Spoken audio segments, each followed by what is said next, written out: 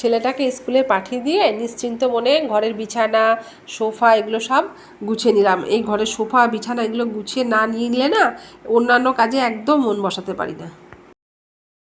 এই ঘরের বিছানাটাকেও পরিষ্কার করে নিয়েছি। আর বাইরের অবস্থা দেখেছো কেমন মুখ ভার করে রয়েছে আকাশ। এই মুহূর্তে আবার বাইরে ঝিরিঝিরি বৃষ্টিও পড়ছে। সকালবেলা ওয়াশিং মেশিনে কাচাকাচি করতে দিয়েছিলাম, হয়ে গেছে। একটু আলো আলো হয়েছিল বাইরেটা, ভেবেছিলাম যে বাইরে জামা কাপড়গুলো মেলে দেবো।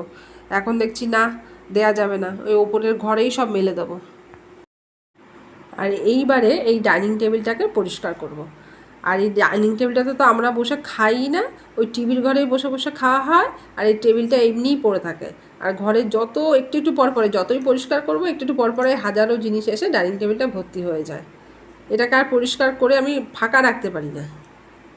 তবে শীতকালে টেবিলে বসে খাওয়া হয়, তখন তো মেঝেতে ঠান্ডা লাগে। আর এখানে রূপু একটা মা লক্ষ্মীর ছবি আঁকছে, এখনও কমপ্লিট হয়নি। মা লক্ষ্মীর চক্ষুদান হয়নি এখনও। আর এখন বর্ষা বর্ষা তো একটু বৃষ্টি বৃষ্টি ওয়েদার। এই মানি প্ল্যান্টের গাছগুলো এগুলো আমার ডাল কেটেই করা, মাঝে মাঝে একটু বৃষ্টির জলে দিয়ে আসি। তো দেখো কি সুন্দর হয়েছে না পাতাগুলো। গতকাল রাতে না এই দুটো জিনিস আনা হয়েছিল। এটা বাসন মাজার লিকুইড প্রিল, এটা দিয়ে বাসন মেজে বেশ আমার হাতের সমস্যাটা একটু কমই আছে। ভীম সাবান একদমই ব্যবহার করতে পারি না। এই খানিকটা জলে 1-2 চামচ নিয়ে নিলে বেশ অনেকটাই বাসন মাজা যায়। আর দুটো এনেছি মার্গো সাবান। আর এগুলোকে এখনও পর্যন্ত জায়গায় রাখা হয়নি, তাই এখন ভাবছি জায়গায় রেখে দিই।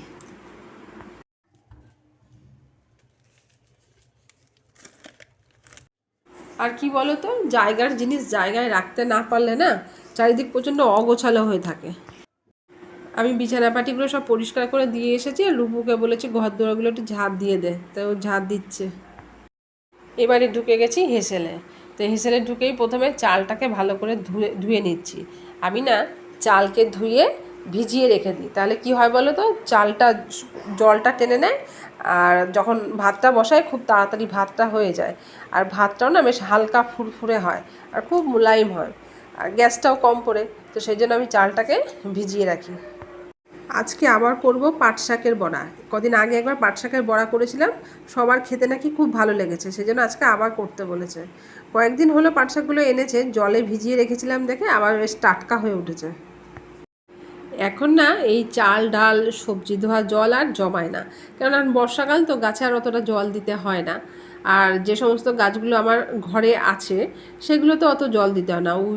ওই গাছগুলো সব ইনডোর প্ল্যান্ট, খুব একটা জলের প্রয়োজন হয় না। মাঝে মধ্যে রাখি, রেখে জলটা দিয়ে দিই। এদিকে একটু ডাল সেদ্ধ বসিয়ে দিয়েছি, মসুর ডাল একটু অল্প করে সেদ্ধ দিয়েছি, কেননা কালকে একটু মুগ ডাল করেছিলাম, ওই ডালটা রয়ে গেছে। ওই ডালটা আর এই ডালটা মিশিয়ে খাওয়া হয়ে যাবে দুবেলা। আর এদিকে একটু কাঁচকলা খোসা শুদ্ধ কেটে নিয়েছি, আর আলু 2 টুকরো করে নিয়েছি। এই খোসা শুদ্ধ কাঁচকলা আর আলুটা আমি কুকারে দিয়ে সেদ্ধ করব। আজকে একটু ইচ্ছে আছে কাঁচকলার কোফতা করার। আমার ছেলের খুব পছন্দের খাবার কাঁচকলার কোফতা। তো এটাকে আমি কুকারে দিয়ে 2টো সিটি দিয়ে সেদ্ধ করে নেব। আর পাট শাকের বড়া তো হবেই, ডালও হবে, কাঁচকলার কোফতা, আর দেখতে হবে আর কি আছে সবজিপাতি, সেই বুঝে একটা কিছু করতে হবে। আমাদের ঘরে না মাছটা একটু কমই হয়, কেননা রূপুর বাবা যেদিন বাজারে যায় সেদিন 1 রকম কি 2 রকমের মাছ নিয়ে আসে। একটা খাওয়া হয় সেদিন, একটা রেখে দেওয়া হয়, তারপর আবার যেদিন বাজারে যেতে পারবে সেদিনকেই আনা হয়। না হলে যা সবজিপাতি নিয়ে আসে ওই দিয়ে আর কি চলতে থাকে। তাই বলে পুরো যে নিরামিষ চলতে থাকে তা নয়, মাঝখানে ডিম কিংবা সয়াবিন, মুসুর ডাল তো চলেই, এ সমস্ত চলতে থাকে। তো কাঁচকলা আর আলুটা সেদ্ধ হোক, ততক্ষণ চলো আমরা যাই এবারে ছাদে গিয়ে উপরে ঘরে জামা কাপড়টা মেলে আসি। ডালের মধ্যে লঙ্কা দিয়ে দিয়েছি, আস্তে আস্তে মোটামুটি এগুলো সেদ্ধ হয়ে যাবে, তারপরে বাদ বাকি রান্না শুরু করব। দেখো আমার কাছাকাছি সব হয়ে গেছে, এখন মেলতে হবে। আর দেখেছো আজকে সকাল থেকে তোমাদের নমস্কার সুপ্রভাত কিছুই বলিনি। তো চলো একবার বাইরের দৃশ্যটা দেখিয়ে তারপরেই বলি। এই দেখো এখন বাইরে একটু আলো আলো হয়েছে, একটু রোদ্দুরের ঝলক দেখা গেছে। তো ভাবছি জামা কাপড়গুলো না বাইরেই মেলে দিই, কি বলো? যাই হোক, বাইরের দৃশ্য দেখাতে দেখাতে তোমাদের বলি, বাচ্চা কাচ্চা পুকুরে স্নান করছে। নমস্কার সুপ্রভাত, কেমন আছো সবাই? এসব মনের কথা ভাগ করি চ্যানেলের আরেকটি ব্লগে তোমাদের সবাইকে স্বাগত জানাই। বাচ্চাগুলো পুকুরে সাঁতার কাটছে থার্মোকল নিয়ে। আমার এই ওপরের ঘরটা কি বলতো ব্যবহারের উপযোগী নয়। এই যে জানলা ফাল্লা দেখছো সবই করা আছে, কিন্তু কাঁচ ফাঁচ লাগানো নেই। কিন্তু বর্ষাকালে একটু সুবিধাই হয়, এই ঘরটাতে সব জামা কাপড় মেলে রাখলে একদম শুকিয়ে যায়। আর আজকে তো বেশ বাইরে হাওয়া দিচ্ছে, জামা কাপড় আজকে বাইরেই মেলবো। কালকে রূপু জামা কাপড় তুলতে এসেছিল, তুলতে সেই তারটাকে ছিঁড়ে দিয়ে গেছে। তারটা এখন বাঁধা হয়নি, এখানেও একটা তার ছিঁড়ে গেছে আর বাইরের ছাদেও একখানা তার ছিঁড়ে গেছে। আর একটা জিনিস দেখাই তোমাদের, চলো। আমার এই বেলি ফুল গাছটাতে দেখো আরও কয়েকটা ফুল হয়েছে। এই দেখো, এই ডালের এই ফুল কটাই মানে শেষ ফুল, সব কটা কুড়ি আজকে ফুটে গেছে। আর এখানে একটা ডালে কয়েকটা কুড়ি আছে, আর এখানে একটা ফুল ফুটেছে। খুব সুন্দর গন্ধ হয় এই ফুলগুলোতে। আমি তো আগে এই টবটা আমার ঘরের জানলাতেই রাখতাম, এখন বৃষ্টি হচ্ছে বলে ছাদে দিয়ে গেছি। তাহলে চলো কথাবার্তা আর বেশি না বাড়িয়ে জামা কাপড়গুলো মেলি, একটু রোদের ঝলক দেখা গেছে। আজকে থেকে তো আবার আমার ছেলের পরীক্ষা শুরু হয়ে গেল, তাড়াতাড়ি হয়তো চলেও আসবে, রান্না বান্না তাড়াতাড়ি শেষ করতে হবে। আর এই গাছটাও তো আমার ঘরের ভেতরেই থাকে, তোমরা নিশ্চয়ই দেখেছো কোনো ভিডিওতে। এখন বৃষ্টি হচ্ছে বলে বাইরে এনে দিয়েছি, আর পাতাগুলো দেখো একদম পরিষ্কার হয়ে গেছে। আর একটা জিনিস দেখো, এই সব নয়নতারা ফুলের মধ্যে এই ফুলটা দেখো একটু অন্যরকম। আর এই ফুলটা দেখো, এই ফুলগুলো একটুখানি ফ্যাকাশে কালারের হয়, আর এটা কিন্তু ডিপ কালার। একই গাছে কিন্তু ফুলটাকে না দেখতেও ভারী সুন্দর লাগে। আর ভাবছি এখন তো বৃষ্টি হচ্ছে, আমার ঘরে দোপাটির বীজ আছে অনেক, বীজগুলোকে ছড়িয়ে দেবো। আমি প্রত্যেক বছরই গাছ লাগাই, ওই দোপাটিগুলো ওইখান থেকেই আমার বীজ হয় যখন তখন রেখে দিই। একটা বড় জায়গায় বীজগুলোকে ছড়িয়ে দেবো, তারপর চারা বেরোলে ওখান থেকে চারাগুলোকে তুলে একটা একটা করে অন্য টবে লাগিয়ে দেবো। সব জামা কাপড় না আমার মেলা হয়নি, আমাকে চলে আসতে হলো আবার নিচে। কারণ ওই যে কুকারে যে সেদ্ধ বসিয়েছিলাম না আলু আর কাঁচকলা, ওটা আমি ঘরে থাকতে থাকতেই দুটো সিটি পড়ে গেছিলো, তো আমি গ্যাস বন্ধ করে রেখে চলে গেছিলাম। কি বলো তো, ওই কুকারের হাওয়াটা তো বেরিয়ে গেছে। এখন ওই হাওয়াটা বেরিয়ে গেলে না এই সঙ্গে সঙ্গে কাঁচকলা এগুলোকে তুলে নিতে হবে। এগুলো তুলে না নিলে কী হবে বলো তো, কাঁচকলার মধ্যে অনেকটা জল টেনে নেবে, তখন ওই কোপ্তাটা রেডি করতে ঝামেলা হবে। আর এই দেখো আলু কাঁচকলা বেশ ভালোভাবেই সেদ্ধ হয়ে গেছে। এদিকে ডালও সেদ্ধ হয়ে গেছে, ভাতের জল বসিয়ে গেছিলাম, জলও গরম হয়ে গেছে। কি বলো তো, ওই একা হাতে চারিদিক করতে গেলে না এই সমস্যাই হয়, এদিক থেকে ওদিক ছোট, ওদিক থেকে এদিক ছোট। এখন এই জলের মধ্যে চাল দেব আর ডালের মধ্যে জল দেব, দিয়ে গ্যাসটা কমিয়ে রেখে আবার ছাদে গিয়ে বাদবাকি জামা কাপড়গুলো মেলবো। এখন একটু রোদ্দুরে ঝলকটা ছিল, এরপরে যদি আবার বৃষ্টি নেমে যায় তাহলে মুশকিল হবে। আর দেখো এই যে আমি চালটা ধুয়ে ভিজিয়ে রেখে গেছিলাম, এ দেখো চালটা কি সুন্দর জল টেনে টেনে নিয়েছে। এইভাবে চালটা ধুয়ে ভিজিয়ে রাখলে কি ভাতটা বেশ সফট হয়, আর গ্যাসটাও কম পড়ে তাড়াতাড়ি ভাত হয়ে যায়। তো এটা ছিল আজকের টিপস। আর আলু কাঁচকলাগুলোকেও জল থেকে তুলে রেখে গেলাম, এবার ঠান্ডা হলে এই খোসাগুলোকে ছাড়িয়ে এগুলোকে ম্যাশ করে নিতে হবে। এখন যাব আবার গিয়ে জামা কাপড় বাদবাকিগুলো মেলবো। এদিকে অ্যাকোয়াগার্ডের জলের জগটাও বসিয়ে গেছিলাম, জলটাও ভরে গেছে, বোতলগুলো সব খালি, ভরতে হবে। আর রূপু তো এই মুহূর্তে ঘরে নেই, ও থাকলে হয়তো ভরে দিত, ও গেছে স্নান করতে, সেই জন্য আমাকে আরও দৌড়ে চলে আসতে হলো।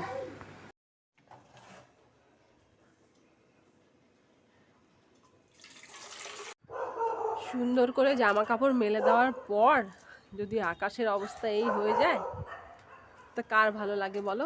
দেখেছো আকাশ ভর্তি মেঘ, এখন যদি ঝমঝমিয়ে বৃষ্টি নামে তাহলে এসব জামা কাপড় তুলতে তুলতেও আমি সব ভিজে যাব, কেননা সব তো করা ক্লিপ দেয়া, তাই না? চলো মেলেই যখন দিয়েছি থাক কিছুক্ষণ, বৃষ্টি পড়লে কিছু করার নেই, তখন আবার সব তুলে ঘরে দিয়ে দেবো। কাঁচকলা আলু এগুলো ঠান্ডা হয়ে গেছে মোটামুটি, এখন আমি এগুলোকে একটু ম্যাশারের সাহায্যে ম্যাশ করে নেব।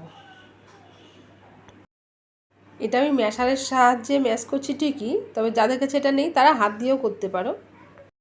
আমি না মটর ডালকে ভিজিয়ে রেখেছিলাম, এখন এই ভেজানো মটর ডালের মধ্যে না দিয়ে দেবো একটা কাঁচা লঙ্কা আর আদা, কয়েক টুকরো আদা দিয়ে দেবো, আর দিয়ে দেবো কিছুটা নারকেল কোড়া, ওই 2 চামচের মতো নারকেল কোড়া এর মধ্যে দিয়ে দেবো। আর এটা না মোটামুটি মটর ডালটা ছোটো কাপের 1 কাপ মটর ডাল ছিল।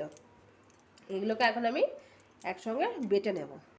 দেখো যদি তোমাদের নারকেল কোড়া না থাকে তা না দিলেও হবে, কিন্তু নারকেল কোড়া দিলে কি কোপ্তার টেস্টটা খুব ভালো হয়। তো চলো এবার এগুলোকে বেটে নিই। বলো তো বাটার সময় কিন্তু বেশি জল দেওয়া চলবে না, বেশি জল দিলে কিন্তু কোপ্তাগুলো বানাতে অসুবিধা হবে। পরিমাণ মতন, যদি জল না লাগে তো একদমই দেবে না, যদি লাগে তো সামান্য পরিমাণে জল দিয়ে এটাকে বেটে নিতে হবে। ডালটা আমি একদম মিহি করে বেটে নিয়েছি। এবার এই ডালগুলো, এই কাঁচকলা আর আলু সেদ্ধটা যে ম্যাশ করে নিয়েছিলাম এর মধ্যে সবটা দিয়ে দেবো। এই ডাল বাটাটা আমার দেওয়া হয়ে গেছে। এর মধ্যে আমি দেব পরিমাণ মতন লবণ, আর দেব পরিমাণ মতন হলুদ, দেব কাশ্মীরি লঙ্কার গুঁড়ো, আর দেব পরিমাণ মতো চিনি। একটু চিনি দিয়ে দিলাম, একটু মিষ্টি মিষ্টি হবে, একটু ঝাল ঝাল মিষ্টি মিষ্টি। আর দেব ভাজা জিরের গুঁড়ো আর ধনের গুঁড়ো। আমি আলাদা করে জিরের গুঁড়ো দিয়ে দিলাম না, এর মধ্যে ভাজা জিরের গুঁড়ো আর ধনের গুঁড়ো দিয়ে দিলাম। এবারে দেবো গরম মশলা গুঁড়ো, সানরাইসের গরম মশলা দিয়ে দিলাম। এবারে সবগুলোকে একসঙ্গে আমি মেখে নেব। মেখে তারপরে হাতে ঘি লাগিয়ে গোল গোল করে কোপ্তার আকারে ভেজে নেব হালকা গরম তেলে। দেখো কোপ্তাগুলোকে না আমি হাতে ঘি লাগিয়ে এরকম গোল গোল করে একটু চ্যাপটা চ্যাপটা করে বানিয়ে নিয়েছি। আমার সব কোপ্তা এখনও বানানো হয়নি, কয়েকটা আমি বানিয়ে এনেছি, আরগুলো বানাবো। এগুলো ভাজতে দেবো, দিয়ে এবার এগুলোকে এখানে আমি তেল গরম করে নিয়েছি, সর্ষের তেল, কিন্তু এই তেলে ছেড়ে দেবো। তেলটাকে গরম করে গ্যাস কমিয়ে নিয়েছি। এবার এটাকে দুটো চারটে করে ভেজে নেব।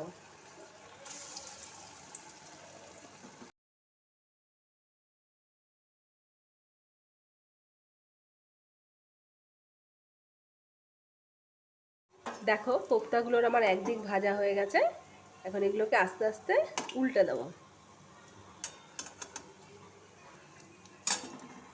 কাজকর্ম করছি ঠিকই, কিন্তু মাঝে মাঝে ছেলের কথা মনে পড়ছে। কি যেন কি লিখছে কি লিখছে না, কেন পরীক্ষা চলছে তো। পারবে ঠিকই, কিন্তু ঘাবড়ে গিয়েই সমস্ত গণ্ডগোল করে। আমি তেলটা না, কোপ্তাগুলো আমার সব ভাজা হয়ে গেছে। তো ওই কড়াইতে যে সর্ষের তেল আছে ওই তেলের মধ্যে আমি একটা দিয়ে দিয়েছি শুকনো লঙ্কা গোটা, এবারে কিছুটা দেবো একটু জিরে, আর দেবো তেজপাতা। ফোড়নটা থেকে সুন্দর গন্ধ ছাড়ার পর এর মধ্যে আমি দিয়ে দিয়েছি আলু। এবার আলুর মধ্যে দিয়ে দেবো পরিমাণ মতন হলুদ আর লবণ, দিয়ে একটু লালচে করে নেড়ে চেড়ে ভেজে নিতে হবে। আর এদিকে হচ্ছে পাট শাকের বড়া।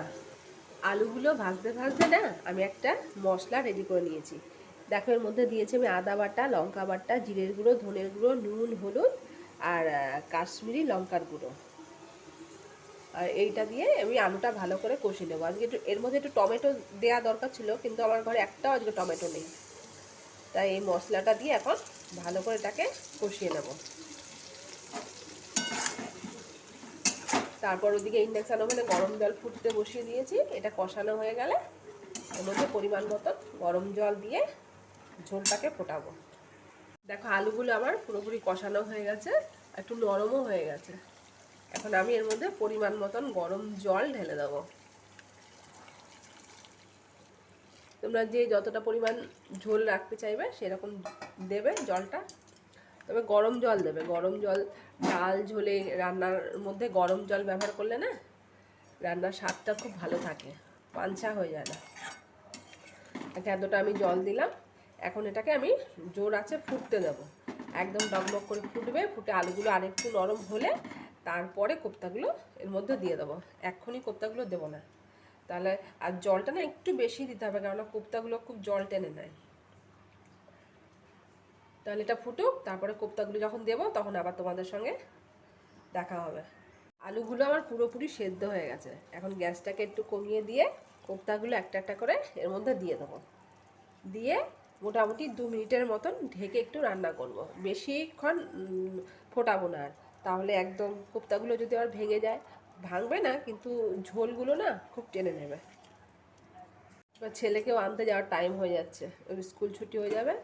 এই আমাদের বাড়ির থেকে খানিকটা দূরে ছেলের গাড়ি আসবে, স্কুল ভ্যানে করেই যায়, আসবে, ওকে আনতে যাব, তারপরে এসে দুপুরের খাওয়া দাওয়া শুরু হবে। তাহলে এখন এটাকে আমি গ্যাসটা একটু মিডিয়াম আঁচে রেখে কিছুক্ষণ ঢেকে এটাকে ফুটতে দেবো। এটা আমার ফোটানো হয়ে গেছে। এবার আমি এর মধ্যে পরিমাণ মতো একটু চিনি দিয়ে দেবো, আর দেবো একটু সানরাইজের গরম মশলা গুঁড়ো।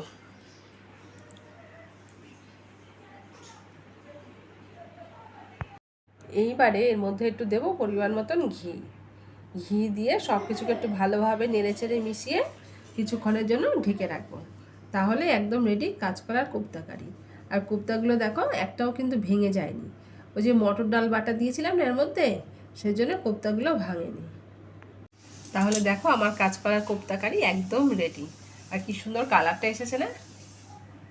আর আজকে আর কি রান্না করছি একটু দেখিয়ে দিই। ভাত তো আগে করেই নিয়েছি, আর এদিকে দেখো ডাল তো করলাম তোমরা দেখলেই, আর করেছি পাট শাকের বড়া।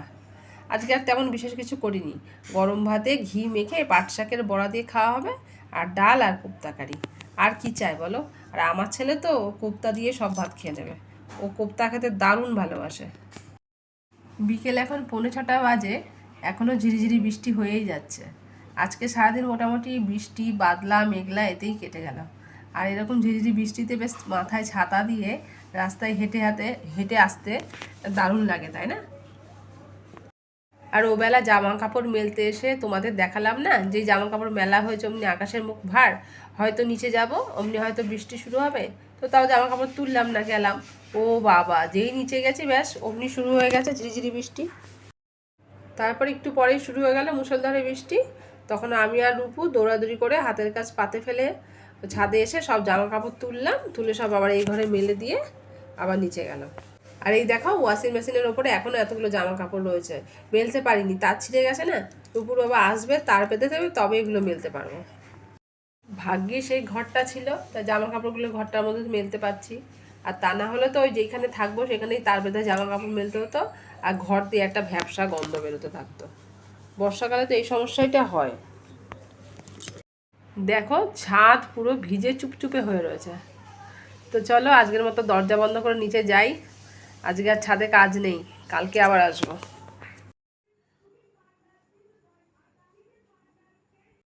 ঘড়ির কাঁটায় এখন বাজে সন্ধ্যে 7টা। তো সবাইকে জানাই শুভ সন্ধ্যা। আমি আর রিজু সোনা পড়তে বসে গেছি। আর এখন তো পড়ার সময়, এখন আর ভিডিও করলে চলবে না। তাহলে আজকের মতন আমার ভিডিওটা এখানে শেষ করছি। তোমরা সবাই ভালো থেকো, আনন্দে থেকো। আর ভিডিওটা ভালো লাগলে একটা লাইক শেয়ার কমেন্ট করতে ভুলো না। আর যারা আমার চ্যানেলটিকে সাবস্ক্রাইব করে দিয়েছো তাদের জানাই অজস্র ধন্যবাদ।